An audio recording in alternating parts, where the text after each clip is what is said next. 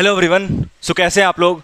आज हम लोग यूनिट्स एंड मेजरमेंट के ऊपर एक जोरदार वीडियो लेकर के आ गए जिसमें हम लोग आपको यूनिट्स एंड मेजरमेंट का जोरदार एक्सप्लेनेशन देंगे।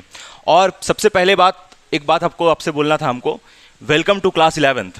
और आज हम लोग पहले यूनिट्स एंड मेजरमेंट स्टार्ट करने वाले हैं और ऐसा जोरदार एक्सप्लेनेशन जिसका आपको इसका देंगे कि जो आपको पूरा यूट्यूब में नहीं मिलेगा, जो आपको कहीं नहीं मिलेगा एक्सप्लेनेशन।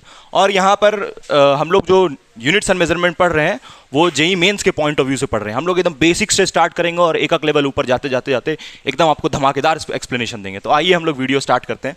और सबसे पहले हम लोग समझते हैं कि यूनिट्स एंड मेजरमेंट का जरूरत क्यों पड़ा। देखो भाई, जो एनसीईआरटी बुक है उसमें पहले 2 पेज इसी बात को समझाने में लगाया है कि यूनिट्स एंड मेजरमेंट का हम लोग को जरूरत क्यों पड़ा। पहले समझते हैं उसको कि क्या एनसीईआरटी बोल रहा है। वो तो बहुत थोड़ा आसान लैंग्वेज में बताया है कि यूनिट्स एंड मेजरमेंट का जरूरत क्यों पड़ा। देखो, हम पहले तुमको समझाते हैं कि जरूरत क्यों पड़ा। जैसे एक आदमी था, इसका नाम था मुन्ना। क्या नाम था? मुन्ना। और मुन्ना एकदम बेरोजगार था, है ना। मुन्ना एकदम बेरोजगार था, एकदम मतलब वाहियात था। उसके पास कोई काम नहीं था मुन्ना के पास। तो मुन्ना को लेकिन गलती से एक जगह जो रेलवे स्टेशन होता है उसमें उसको गलती से नौकरी मिल जाता है। अब तुम सोचो उसको क्या नौकरी मिलेगा। उसको कुछ पढ़ा लिखा तो था नहीं, है ना, 12th फेल था वो, ठीक है, मुन्ना। तो उसको नौकरी मिलता है सफाई वाला का। मुन्ना को कहाँ? रेलवे स्टेशन में सफाई वाला का उसको काम मिलता है मुन्ना को। और जो उसको बोला जाता है कि देख भाई, एक ट्रेन है जो कि जिसका जो लेंथ है ट्रेन का वो है 1000 मीटर। अब एक चीज़ था कि जो मुन्ना था उसको यूनिट्स एंड मेजरमेंट कुछ नहीं आता था, एकदम गवार था, ठीक है, तेरे जैसा। तो 1000 मीटर लंबा ट्रेन था और मुन्ना को यहाँ पर सफाई करने का काम दिया गया। अब उसको 1000 मीटर का मतलब भी नहीं पता था क्या होता है, क्योंकि उसको यूनिट्स एंड मेजरमेंट नहीं पढ़ा हुआ था। यूनिट्स एंड मेजरमेंट नाम है ना चैप्टर का, तो मेजरमेंट इसको हम लोग बोल रहे हैं और ये जो लिख रहे हैं उसको क्या बोल रहे हैं? यूनिट। खैर, तो फिर उसको बोला गया कि ट्रेन का सफाई करना है, 1000 मीटर लंबा ट्रेन है। तो बोला ठीक है, कर देंगे। 1000 मीटर उसको पता भी नहीं चला क्या मतलब उसका। उसको बस समझ में आ गया कि हाँ ठीक है, एक ट्रेन होगा जिसको हमको सफाई मारना है और उसका हमको पैसा मिलेगा। चल गया मुन्ना सफाई करने। अब सफाई करते करते एक और वहाँ पर उसके साथ साथ एक जन काम करती थी, उसका नाम था मुन्नी। क्या नाम था? मुन्नी। अब मुन्ना और मुन्नी सफाई करते करते दोनों के बीच में क्या हो गया? प्यार हो गया। प्यार होने के बाद मुन्ना और मुन्नी के बीच में क्या हो गया? प्यार हो गया। प्यार होने के बाद तू जानता है क्या होगा? प्यार होने के बाद फिर दोनों का शादी हो गया। अब शादी वैसा नहीं हुआ जैसे तू सोच रहा है कि एकदम पूरा पहले बारात आया होगा, फिर रिसेप्शन हुआ होगा, फिर ये हुआ, वैसा कुछ नहीं हुआ। बस दोनों का शादी हो गया। शादी कैसे वो बताते हैं। देखो, जो मुन्नी थी वो बोली कि देख भाई मुन्ना, अच्छा दोनों क्या काम करता था? ट्रेन सफाई करता था, ट्रेन का सफाई। ये जो मुन्नी थी ये 500 मीटर ट्रेन साफ करती थी। 1000 मीटर था ना ट्रेन का लेंथ, तो 500 मीटर ये साफ करती थी और 500 मीटर कौन साफ करता था? मुन्ना। कभी अब लेकिन जब शादी हो गया तो उसके बाद देख क्या हो रहा है। उसके बाद पूरा 1000 मीटर कौन साफ कर रहा है? मुन्ना साफ कर रहा है। मुन्नी आराम से बैठी हुई है। ऐसा होता है, बाद में हुआ ऐसा। लेकिन पहले शादी कैसे हुआ वो बताते तुमको। देखो, यहाँ पर था मुन्ना का घर, ठीक है। हालांकि घर नहीं था, भिखारी आदमी था वो, लेकिन फिर भी एक झोपड़पट्टी था उसके पास, मुन्ना के पास, ठीक है। यहाँ उसका घर था मुन्ना का, ठीक है। और मुन्ना को मुन्नी बोलती है कि देखो भाई, मेरा घर है यहाँ पर, तो तुम मेरा घर आ जाना, ठीक है। तुम मेरा घर आ जाना बारात लेकर के। बारात लेकर के क्या जाएगा? वो अकेले जाएगा मुन्ना, ठीक है। तो उसको बोला गया कि मेरा जो घर है उसका तुम्हारे घर से दूरी है 1000 किलोमीटर। कितना दूरी है? कितना दूरी है? 1000 किलोमीटर। मुन्ना का घर मुन्नी से कितना दूर है? 1000 किलोमीटर। तो जो मुन्ना था वो निकल गया, बोला अच्छा 1000 किलोमीटर। उसको पता ही नहीं था कि मीटर और किलोमीटर में क्या अंतर होता है। वो तो बस सुना कि अच्छा 1000 किलोमीटर, तो वो सोचा कि 1000 मीटर के बराबर होगा। उसको तो पता ही नहीं था ना कि मीटर, किलोमीटर, सेंटीमीटर क्या अंतर होता है। कोई उसको अंतर के बारे में कोई अंदाजा भी नहीं था उसको। तो मुन्ना क्या किया? निकल गया। 1000 सुना, सोचा अच्छा जितना लंबा ट्रेन है उतना ही दूरी पे घर होगा। समझ रही हो? 1000 किलोमीटर, कहाँ 1000 मीटर, ठीक है। तो मुन्ना निकल गया मुन्नी के घर तरफ 1000 किलोमीटर चलने के लिए। पूरा कोट वोट पहन के गर्मी में एकदम निकल गया, है ना। पूरा रास्ता बस उसको घर में मिला और कभी नहीं पहुंच पाया वो उसके घर तक। क्यों नहीं पहुंच पाया? उसका कारण क्या था? क्योंकि उसको यूनिट्स एंड मेजरमेंट नहीं पता था। उसको पता नहीं था कि 1000 किलोमीटर और 1000 मीटर में कितना अंतर है। लेकिन हम तुमको पता होगा, उम्मीद करते हैं। तुम बताओ भाई, 1 मीटर कितना किलोमीटर के बराबर होता है? हैं? देखो भाई, जो नहीं बता पाया, जो लड़की नहीं बता पाई वो मुन्नी होगी, और जो लड़का नहीं बताया मुन्ना होगा वो। हाँ बताओ, तुम बताओ जी। 1000 मीटर कितना किलोमीटर के बराबर ये बताएगा? है? अच्छा, 1000 मीटर कितना किलोमीटर के बराबर होगा? 1 किलोमीटर के बराबर, है ना। और यहां पर इसको कितना चलना था मुन्ना को? 1000 किलोमीटर। 1000 किलोमीटर। किसका घर तक जाना था उसको? मुन्नी का घर तक जाना था, मालूम नहीं था उसको, निकल गया वहां तक। तो ये दिक्कत था उसको, यूनिट्स एंड मेजरमेंट नहीं पता था। अब इतना ही छोटा बात नहीं कि यहीं पर बात खत्म हो गया, और भी बहुत सारा दिक्कत हुआ शादी के बाद। और क्या दिक्कत हुआ देखो बता रहे हैं। और दिक्कत ये हुआ कि जो मुन्ना था उसको कुछ ऑर्डर करना था मुन्नी के लिए ऑनलाइन, ठीक है, फ्लिपकार्ट से ऑर्डर करना था उसको, मुन्नी के लिए कुछ ऑर्डर करना था फ्लिपकार्ट से। तो वो सोचा कि चलो एक अच्छा ड्रेस ऑर्डर कर देते हैं। अब मुन्नी को आता था डबल एक्सेल साइज, ठीक है। अब उसको साइज का अंदाजा नहीं, क्योंकि उसको यूनिट्स एंड मेजरमेंट के बारे में कुछ नहीं पता था। तो वो ड्रेस देखा एक, उसमें वो देखा भी नहीं कि साइज क्या ऑप्शन दे रहा है, उसमें नहीं दे रहा है, वो ऑर्डर कर दिया एम साइज, ठीक है, एम साइज ऑर्डर कर दिया। तो यहाँ भी किसका दिक्कत हुआ उसको? Units and measurement. अच्छा, यहाँ पर यूनिट्स एंड मेजरमेंट का तो दिक्कत हुआ, लेकिन एक और चीज़ है यहाँ पर, डायमेंशन। डायमेंशन नहीं समझता है? डायमेंशन का मतलब होता है शेप साइज। शेप साइज का जब बात करते हैं तो उसको बोलते हैं डायमेंशन। और जिसमें शेप साइज कुछ नहीं होता उसमें डायमेंशन नहीं होता है। जैसे कि साइन थीटा, साइन थीटा का फॉर्मूला क्या होता है? Perpendicular by hypotenuse. तो परपेंडिकुलर को हम लोग मीटर में मेजर करते हैं और हाइपोटेनियस को मीटर। मीटर कट गया, इसका डायमेंशन क्या आया? कुछ नहीं। तो वैसा क्वांटिटीज जिसका शेप साइज होता ही नहीं है उसको डायमेंशन लेस बोलते हैं, ठीक है। जैसे कि कोई पतला सा ऐसा सूखा हुआ आदमी, उसका कोई डायमेंशन नहीं होगा, ठीक है। कोई मोटा भारी भरकम, तो मतलब कि तुमको, अच्छा एक और बात इंपॉर्टेंट समझो, यूनिट्स एंड मेजरमेंट दो तरीके से होता है। एक होता है डायरेक्टली और दूसरा होता है इनडायरेक्टली। पहले समझो डायरेक्टली कैसे होता है। डायरेक्टली का मतलब ये है कि तुम कोई इंस्ट्रूमेंट से मेजर कर रहा है। इंस्ट्रूमेंट समझता है? इंस्ट्रूमेंट का मतलब जैसे कि वर्नियर कैलिपर, वर्नियर कैलिपर। और क्या होगा instrument? Metre scale, metre scale. ये सब जो हुआ ये इंस्ट्रूमेंट हुआ जिससे हम लोग मेजरमेंट कर सकते हैं। समझ में आ रहा है ना बात? हाँ, इंस्ट्रूमेंट्स हुआ ये सब। अब सुनो, अब इनडायरेक्टली कैसे मेजर करेगा? इनडायरेक्टली जैसे कोई मोटा आदमी आ रहा है, भारी भरकम आदमी, ठीक है, उसको तुम देख लिया कि अच्छा ये आदमी मोटा है मतलब इसका मास ज़्यादा होगा। कोई पतला आदमी आ रहा है, अच्छा ये पतला है तो इसका मास कम होगा। तो ये इनडायरेक्ट मेथड हुआ कि तुम अंदाजा लगा रहा है, अंदाजा लगा रहा है। अब देखो स्टार्टिंग में क्या लिखा हुआ है। अब हम लोग वापस आते हैं, कम बैक। ये इंट्रोडक्शन समझ में आया क्यों जरूरी है? देख मुन्ना को कितना जरूरी था, अगर उसको यूनिट्स एंड मेजरमेंट पता रहता तो ये हालत नहीं होता उसका। चलो देखो यहाँ पर क्या लिखा है। अब ये एनसीईआरटी का लाइन है, observation need not to be always correct. Observation हमेशा सही नहीं होता है। क्या मतलब है इसका? इसका मतलब बताते हैं तुमको, सुनो पहले। ऑब्जर्वेशन हमेशा सही नहीं होता है। देखो ऑब्जर्वेशन का मतलब होता है तुम जो देख के एनालाइज कर रहा है, देखा अच्छा ऐसा हुआ होगा, अच्छा वो ऐसा है ना, वो ऑब्जर्वेशन हुआ तुम्हारा। और ये जो हम लोग चैप्टर पढ़ रहे हैं इसका नाम क्या है? Units and measurement. इसका मतलब है कि तुम एकदम मेजर करके उसको निकाल रहा है, कैलकुलेट करके मैथमेटिकली, ठीक है। तो एक पार्ट हुआ ऑब्जर्वेशन और दूसरा पार्ट क्या हो गया? Units and measurement. तो ऑब्जर्वेशन मतलब कि मैक्सिमम केसेस में गलत होता है, लेकिन जो यूनिट्स एंड मेजरमेंट है, मतलब तुम यूनिट लगा करके मेजरमेंट करेगा जब, वो हमेशा क्या होगा? सही होगा, 100% सही होगा। अब ये ऑब्जर्वेशन क्या है, जैसे तुमको बताते हैं। जैसे क्या होता है, गलती से तुम्हारा शादी हो जाता है, ठीक है, और ये एक बिल्डिंग है, ठीक और तुम यहाँ पर ऊपर में है खड़ा आराम से, ठीक, और तुम पिज़्ज़ा ऑर्डर किया है और अपनी वाइफ को भेजा है कि जा नीचे से जाके पिज़्ज़ा ले आ, ठीक है। गई वो नीचे पिज़्ज़ा लेने के लिए। अब तुम देखता है ऊपर से, देखिए तेरी वाइफ का बाल है। अब तुम यहाँ से देखता है कि जो डोमिनोज वाला है, तुम ऐसे छत से देख रहा है ऊपर से, कहाँ से? ये जो तुम्हारा फ्लैट में जिसमें तुम रहता है, फ्लैट के ऊपर से ऐसे देख रहा है। तो तुम फ्लैट से ऊपर से तुमको ये दिखाई दे रहा है कि जो डोमिनोज वाला है, हाँ, और जो तुम्हारी वाइफ, वो लोग तो बहुत नज़दीक है जब ऊपर से ऐसे देख रहा है तब। लेकिन जब नीचे से जाके देखता है तो देखता है अरे वो लोग तो बहुत दूर में है। तो जब ऊपर से देख रहा था छत का ऊपर से, तो क्योंकि छत का ऊपर से ऑब्जर्वेशन से दोनों नज़दीक दिख रहा था, बट जब तुम नीचे जाके देखा तो डिस्टेंस दिखा। तो यहाँ पर ये क्या था तुम्हारा? सारा चीज़ ऑब्जर्वेशन था तुम्हारा, तो इसीलिए वो गलत भी हो गया। अरे सबसे अच्छा एग्जाम्पल इसका देते हैं तुमको, ट्रेन का पटरी। ट्रेन का जो पटरी होता है, ट्रेन का पटरी जो होता है, उसको तुम अगर बहुत दूर से देखेगा तो तुमको ऐसे दिखाई देगा, वो इस टाइप से। लेकिन ऐसा होता है? बताओ, सवाल है। वो तो पैरेलल होता है ना भाई। ट्रेन का पटरी ऐसे नहीं दिखता है दूर से, ऐसे दिखता है दूर से, ऐसा लगता है कि जाके डाइवर्ज हो जाएगा, बट वैसा तो होता नहीं, तो पैरेलल होता है। तो वही चीज़ है कि ऑब्जर्वेशन गलत हो सकता है, ऑब्जर्वेशन का गलत होने का बहुत सारा चांसेस है। जैसे एक और बात, सबसे अच्छा एग्जाम्पल तुमको देते हैं, सुन, सबसे अच्छा एग्जाम्पल। तुम जैसे आराम से कहीं रोड में खड़ा था, ठीक है, उधर से कोई लड़की मान ले कि स्कूटी से पार हो रही थी, तुम देखा अरे वो हम ही को देख रही थी, वो तो हम ही को देख रही थी, नहीं हम ही को देखना तो इसलिए वो इधर से आ रही है। तो वो तुम्हारा क्या है, ऑब्जर्वेशन, हालांकि वो 100% सही नहीं हो सकता है।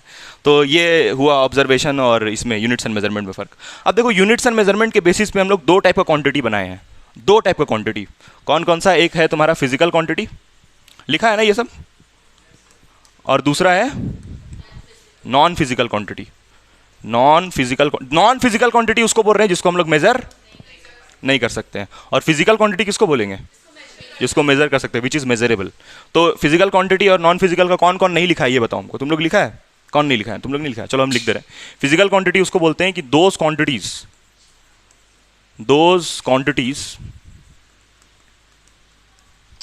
Which can be measured.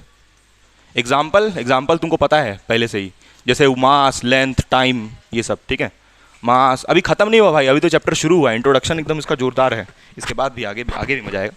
Mass, length, time and velocity, ठीक है। और भी बहुत सारा क्वांटिटी होगा, बहुत सारा होगा, एक्सेट्रा एक्सेट्रा एक्सेट्रा, सबसे बड़ा एग्जांपल, बहुत सारा और क्वांटिटी होगा। अब नॉन फिजिकल क्वांटिटी कौन सा होगा? तो इसका उल्टा तुम लोग लिख लेना, those quantities which can not be measured, उसको बोलेंगे नॉन फिजिकल क्वांटिटी। एग्जाम्पल पे फोकस करते हैं हम लोग। जैसे तुम बोलेगा हम एंजल प्रिया से नफरत करते हैं क्योंकि उसका बहुत सारा फेक अकाउंट है, हमको धोखा हुआ है, ठीक है। तो वो तो मेजरेबल नहीं ना है, कितना नफरत करता है बता पाएगा नहीं, सिर्फ फील करवा सकता है कि हाँ इतना नफरत है, जितना चैट किया होगा उतना नफरत होगा, क्या है कि नहीं? चल अब देख सुन, तो एग्जाम्पल इसका होगा जैसे हेट्रेट होगा, और सबसे अच्छा एग्जाम्पल है प्यार, लव। जैसे समझिए क्या होगा ऐसे, तो जैसे तुम कितना किसी से प्यार करता है या फिर वो तुमसे कितना प्यार करती है, उसको तुम नहीं जस्टिफाई कर सकता है, तो वो मेजरेबल नहीं है। तो इसलिए ये एग्जाम्पल क्या होगा? नॉन फिजिकल क्वांटिटी का, उसको तुम मेजर नहीं कर सकता है, कोई तरीका ही नहीं है, उसका कोई यूनिट भी नहीं होगा, कोई डायमेंशन भी नहीं होगा। अच्छा एक और सबसे, लिख लिया, ये लिख लिया पूरा। अब एक और सबसे जोरदार बात, इस चैप्टर में तुम कौन सा फिजिक्स का ब्रांच पढ़ रहा है? Which branch of physics? तो इसका जवाब है पूरा physics, whole physics. Whole physics इसीलिए क्योंकि तुम इसमें जितना भी फॉर्मूलाज है, जो भी फॉर्मूला है 11th के अंदर और 12th के अंदर सारा पढ़ेगा। 11th और 12th के अंदर जितना फॉर्मूलाज आता है सारा पढ़ना है, सारा पढ़ना है। इसका मतलब इसके अंदर एक टॉपिक है जिसका नाम है डायमेंशनल एनालिसिस। तो वो डायमेंशनल एनालिसिस टॉपिक के अंदर तुम फॉर्मूला लिखते जाएंगे, जितना फॉर्मूला जो तुम नहीं भी पढ़ा है फॉर्मूला, वो फॉर्मूला भी लिखाएंगे, ठीक है। और वो फॉर्मूला के हेल्प से निकालेंगे डायमेंशन। देख दो अलग अलग चीज़ है, लेकिन मेरा बात ध्यान सुनना, एक होता है डायमेंशन और दूसरा होता है डायमेंशनल एनालिसिस, दोनों अलग अलग चीज़ें। डायमेंशन और डायमेंशनल एनालिसिस में क्या अंतर है भी थोड़ा देर में समझ में आएगा। अभी हम लोग पहले चलते हैं इसके तरफ, फिजिकल क्वांटिटीज के तरफ। यहां तक समझ में आया?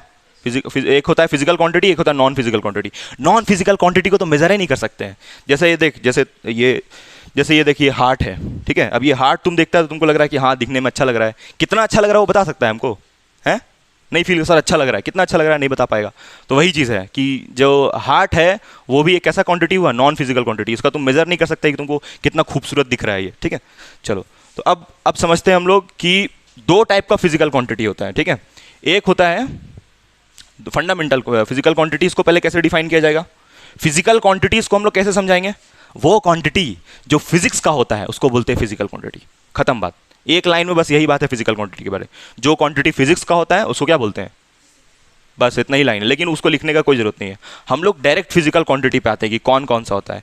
तो कौन कौन सा होता है कोई हमको बताएगा? जैसे 3 टाइप का होता है, 3 टाइप का फिजिकल क्वांटिटी होता है, कोई नाम बताएगा हमको? बताओ, बोलो अमन।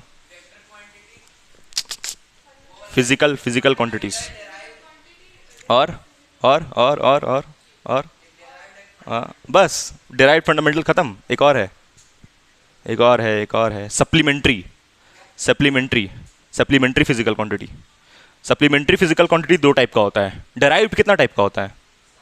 अनगिनत, जितना तुम सोच ले उतना।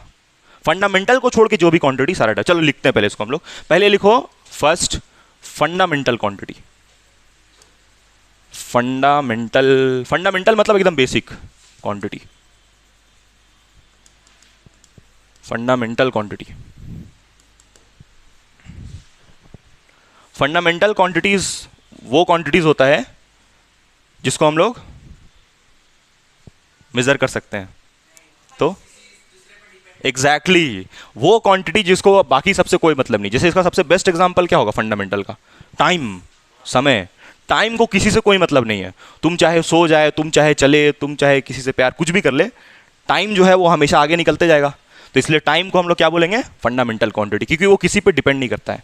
ठीक है, जैसे तुम अगर ज़्यादा पढ़ता है, मान ले 4 घंटा पढ़ लेता है किसी दिन, तो ऐसा थोड़ी है कि तुम्हारा लेंथ बढ़ जाएगा, तुम्हारा हाइट बढ़ जाएगा, हो ही नहीं सकता है, क्योंकि लेंथ जो है वो इंडिपेंडेंट है यार। तो इसीलिए फंडामेंटल क्वांटिटी उसको बोलते हैं जो किसी पे डिपेंड नहीं करता है। इवन कितना फंडामेंटल क्वांटिटी टोटल? 7। चलो उसका नाम लिखते हैं हम लोग पहले। अच्छा, ये जो 7 फंडामेंटल, इसका डिफिनेशन थोड़ा अलग हम लिखेंगे। क्या लिखेंगे बता रहे हैं? पहले यहाँ पर लिखो लेंथ, उसके बाद मास, उसके बाद और क्या होगा? टाइम,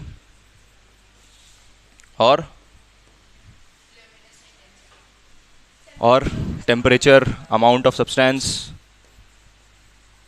टेम्परेचर होगा, और क्या होगा?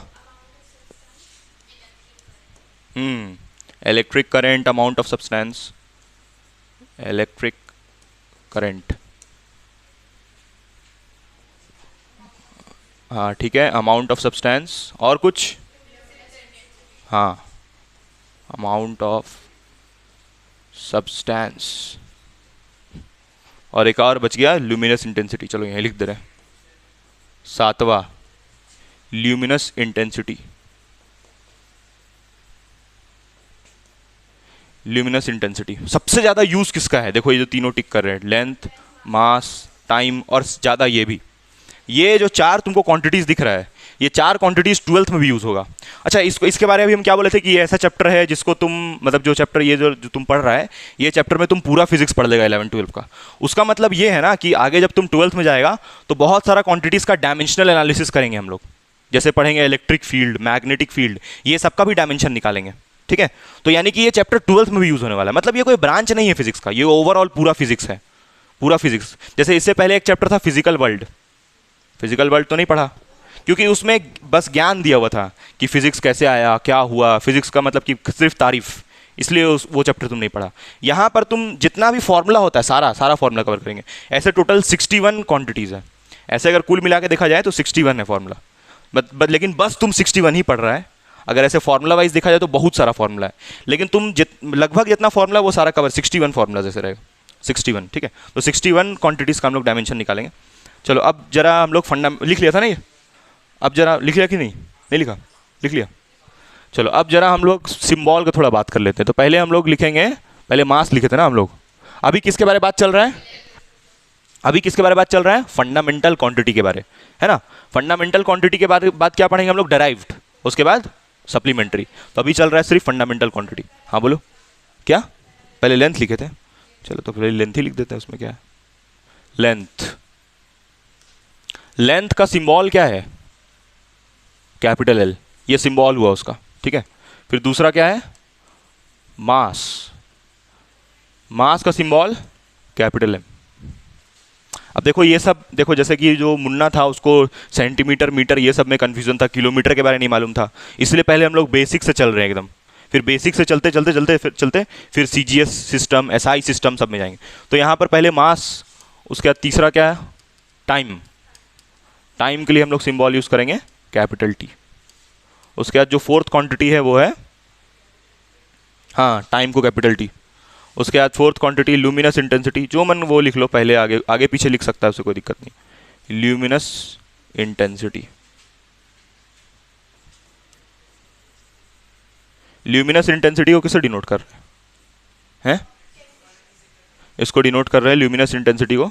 इसको डिनोट नहीं कर रहे हैं, इसका सिंबल का बात कर रहे हैं। तो कैंडेला, कैंडेला में मेजर करते हैं ना इसको, ल्यूमिनस इंटेंसिटी को, इसलिए सीडी लिखते हैं। पता है ना ये ल्यूमिनस इंटेंसिटी कैंडेला। ठीक, स्पेलिंग लिख देते हैं कैंडेला का, बहुत लोग को नहीं आता होगा। कैंडेला।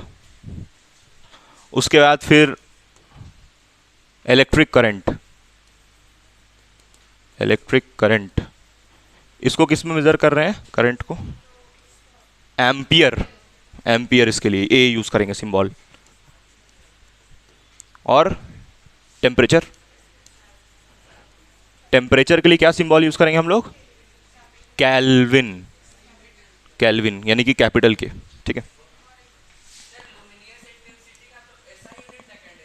हाँ तो वही तो लिख रहे हैं।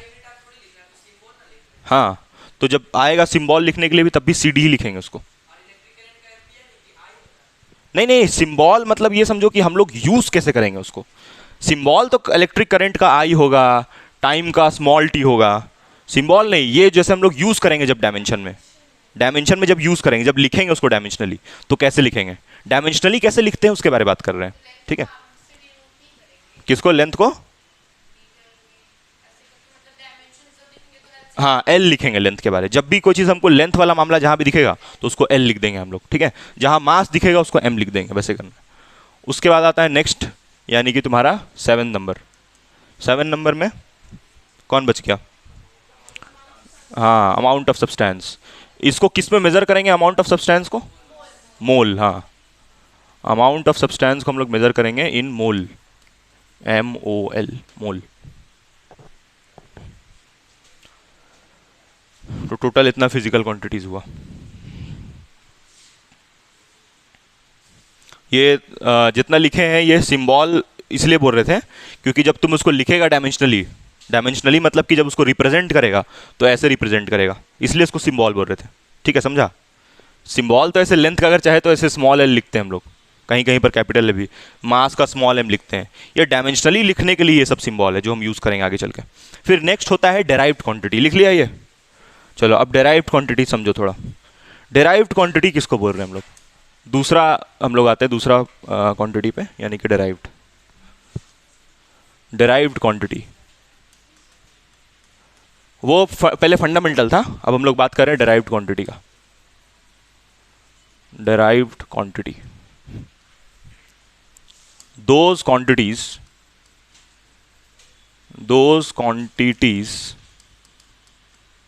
which are